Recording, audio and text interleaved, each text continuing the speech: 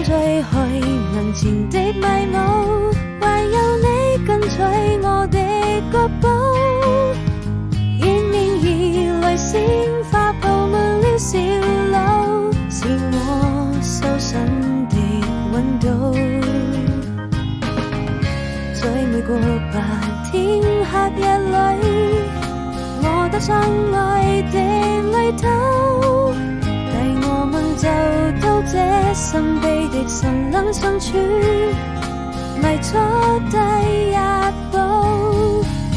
或許是教會天主